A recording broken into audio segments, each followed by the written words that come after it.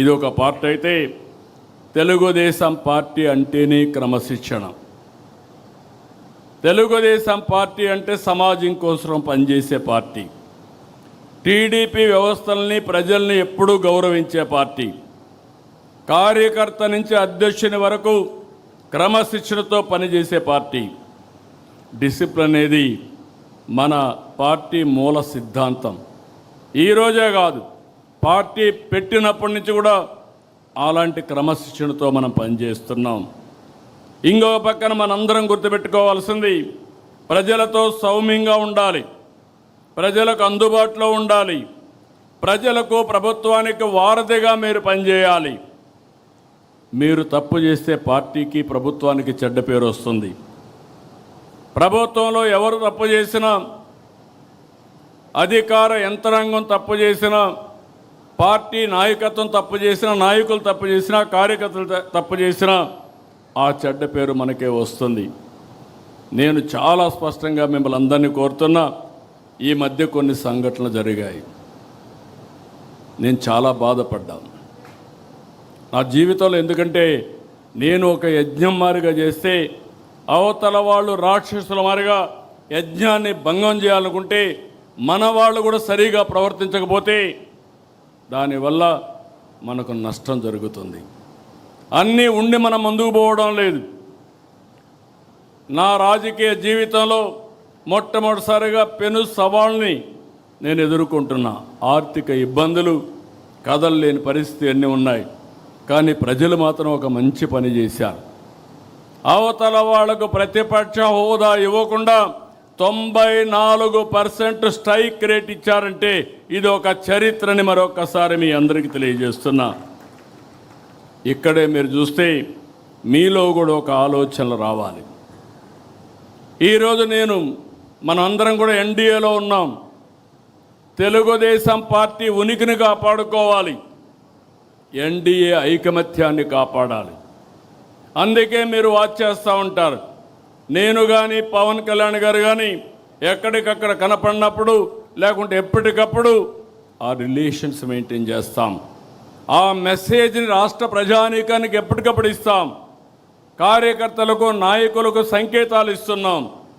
అదే మరి కేంద్రం, మనం ఎన్డీఏలో భాగస్వాములం. ఇక్కడ ఎన్డీఏ ఉంది, ఢిల్లీలో ఎన్డీఏ ఉంది.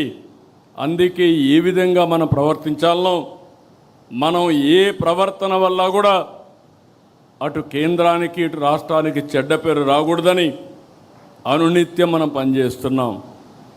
అందుకే ప్రధానమంత్రి గారిని గౌరవించడం, అదే మరి కొండే ఎన్డీఏ పార్టీస్ని ఎక్కడికక్కడ సమన్వయం చేసుకోవడం, ముందుకు పోతున్నాం. ఈ స్ఫూర్తి మంత్రులకు కానీ, జిల్లాల్లో కానీ, గ్రామం వరకు కొనసాగాలి. 2024లో అభ్యర్థులను చూడలేదు, పార్టీలను చూడలేదు. ఎన్డీఏ ఎవరిని సపోర్ట్ చేసి వాళ్లకు బ్లైండ్గా ఓట్లేశారంటే దానికి కారణం ఈ రాష్ట్రాన్ని మళ్ళీ పునర్నిర్మాణం చేసుకోవాలి. అది ఒక్క ఎన్డీఏ వల్లనే సాధ్యం, అది కూడా సిబిఎన్ వల్ల సాధ్యం అనే ఉద్దేశంతో ఆ రోజు ఓట్లేశారు. అది మీరు గుర్తుపెట్టుకోవాలి.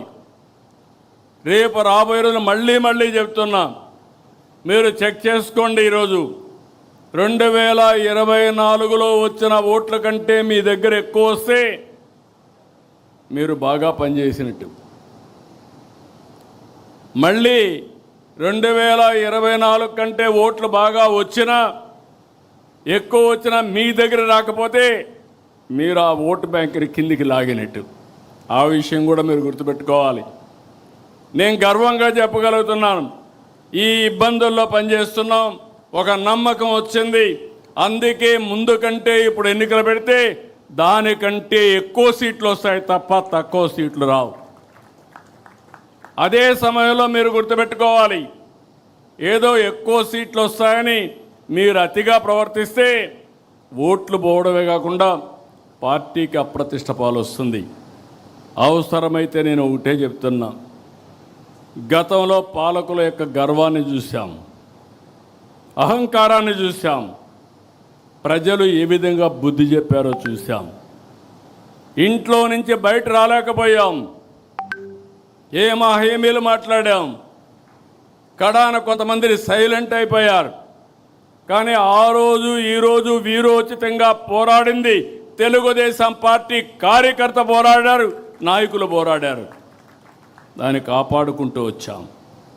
అందుకే మళ్ళీ నేను రిమైండ్ చేసేది, ప్రజల పట్ల గౌరవంగా ఉందాం. బూతులు, వివాదాలు, దాడులు, గొడవలు, సెటిల్మెంట్లు ఇవి మన దగ్గరికి రాకూడదు. మొన్నటి వరకు మిమ్మల్ని ప్రజలంతా కూడా పెద్ద ఎత్తున సహకరించారు, మీ మీద ఒక నమ్మకం పెట్టుకున్నారు. ఈరోజు ప్రజలు మిమ్మల్ని కూడా వాచ్ చేస్తున్నారు, ఒక కన్నేసి పెట్టారు.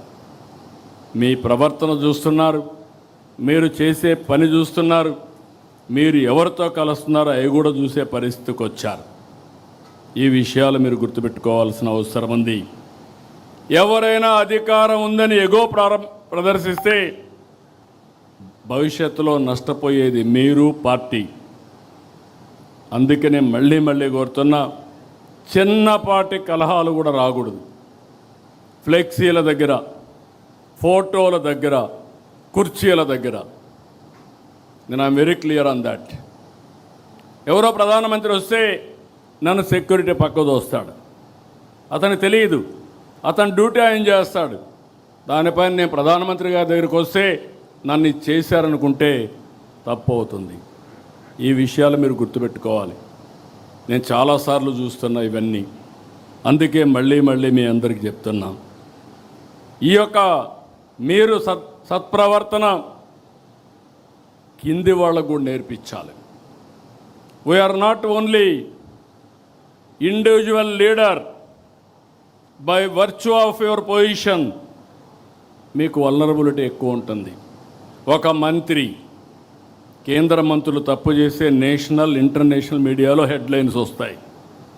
రాష్ట్ర మంత్రులు తప్పు చేస్తే రాష్ట్రం జాతీయ స్థాయిలో హెడ్లైన్స్ వస్తాయి. ఏదైనా ఒక ఎమ్మెల్యే కానీ ఒక ఎంపీ తప్పు చేస్తే అదే స్థాయిలో ప్రొజెక్షన్ వస్తుంది. ఈ విషయాలు మనం గుర్తుపెట్టుకోవాల్సిన అవసరం ఉంది. అందుకనే నేను కూడా అనునిత్యం పనిచేయడమే కాకుండా పార్టీ క్రమశిక్షణ కాపాడడానికి కూడా అన్ని విధాల ముందుకు పోతామని చెప్పి కూడా నేను మీకు తెలియజేస్తున్నా. త్వరలో స్థానిక సంస్థల ఎన్నికలు వస్తాయి. చేసిన అభివృద్ధి చెప్దాం, తెచ్చిన మార్పు చెప్దాం, పడిన కష్టాన్ని వివరిద్దాం, దేనికోసం కష్టపడ్డామో ఇవన్నీ చెప్పి కానీ మనం ముందుకు పోగలిగితే నాకు అనుమానం లేదు, రాబోయేది వన్ సైడ్ ఎలక్షన్స్ ఉంటాయి. 2024 అసెంబ్లీ కంటే మెరుగైన ఫలితాలు చూడబోతున్నామని మీ అందరికీ తెలియజేస్తున్నా. మళ్ళా అభ్యర్థుల ఎంపికలో మీరు తప్పు చేస్తామంటే మాత్రం కుదరదు.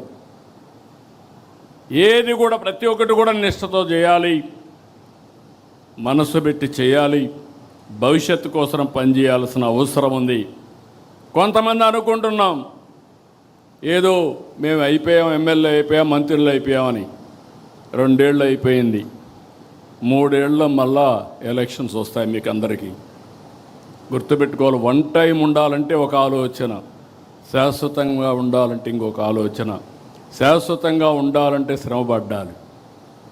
ఏమైనా పర్వాలేదు, పార్టీ ఏమైనా పర్లేదు, పార్టీ మీద ఉంటే నేను గెలుస్తానంటే మాత్రం కుదరదు. ఈ విషయం మనందరికీ గుర్తుండాల్సిన అవసరం ఉంది. దయచేసి ఇక్కడ పిలిచింది కూడా ఈరోజు నేను ఎంపీలని పిలిచాను, ఎమ్మెల్యేలను పిలిచాను, నేషనల్ పార్టీ ఎగ్జిక్యూటివ్స్ కానీ కార్యవర్గాన్ని అందరిని పిలిచాం, రాష్ట్ర పార్టీ కార్యవర్గాన్ని పిలిచాం. అందరం కూడా ఈ రోజు నుంచి మనస్పర్ధలు లేకుండా అందరం కూడా ఒక పద్ధతి ప్రకారం పనిచేసే పరిస్థితి రావాలి. అన్నింటికంటే ప్రజాహితమే ధ్యేయంగా మనం పనిచేస్తే ఈ సమస్యలు ఉండవు. ఎంపీలు ఎమ్మెల్యేలు కలిసి పనిచేయాలి. ఎమ్మెల్యే ఆ కాన్స్టిట్యున్సీలో ఉండే కమిటీలతో కలిసి పనిచేయాలి.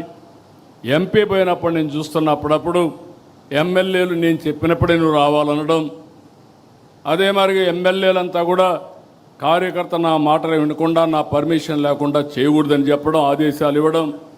అంటే ఈయన పర్మిషన్ లేకపోతే మండల పార్టీ ప్రెసిడెంట్ పనిచేయకూడదు, క్లస్టర్ పనిచేయకూడదు, యూనిట్ పనిచేయకూడదు. ఒకవేళ ఎంపీ వచ్చినా అక్కడ ఎవరు ఈయన రిసీవ్ చేసుకోకూడదు ఆయన చెప్పే వరకు. ఇది మంచి పద్ధతి కాదు.